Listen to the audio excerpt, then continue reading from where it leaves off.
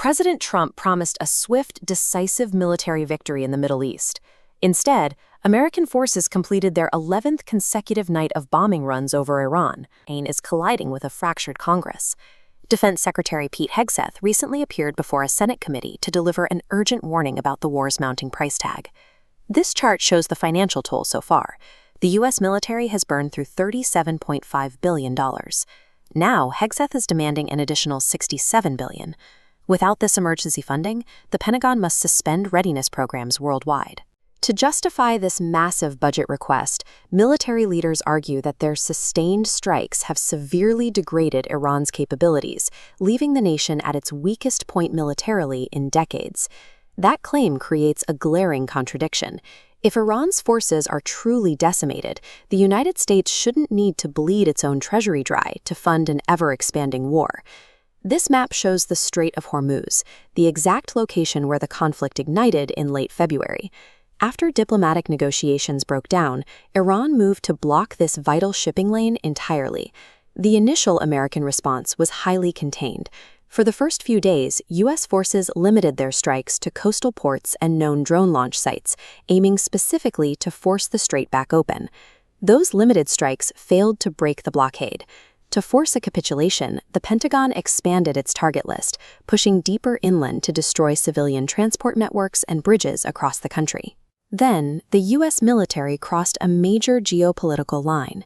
They bombed the Davin nuclear power plant, a facility that UN inspectors had previously verified contained zero nuclear material.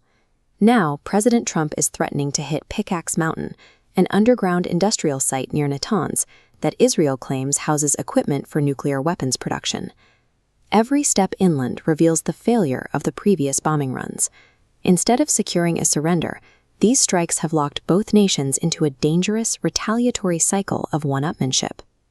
Iran knows it cannot win a direct aerial fight against the United States. Instead, Tehran has activated a decentralized web of regional proxies to broaden the theater of war. This asymmetric approach has already drawn American blood. Iranian-backed forces managed to hit a U.S. base in Jordan, killing 2 soldiers and wounded dozens more. Repelling these constant drone and missile barrages is placing immense logistical strain on the Pentagon. The U.S. military is burning through its limited stockpile of expensive interceptor missiles so fast that they are now being forced to ration them. A second major front is simultaneously opening to the south. In Yemen, Iranian-allied Houthi rebels are threatening to close the Bab al-Mandeb Strait, the critical exit route from the Red Sea. Shutting down that strait would directly block Saudi Arabian oil exports. That chokehold threatens to crash global energy markets and drag key U.S. allies into an unavoidable direct conflict. America's multi-billion-dollar advantage in conventional air superiority means very little against a scattered, asymmetric proxy network. Defeating this decentralized enemy through bombing alone is virtually impossible. Analysts on the ground have reached a clear consensus. 5 weeks of intense, highly destructive bombardment have entirely failed to force the Iranian regime into submission.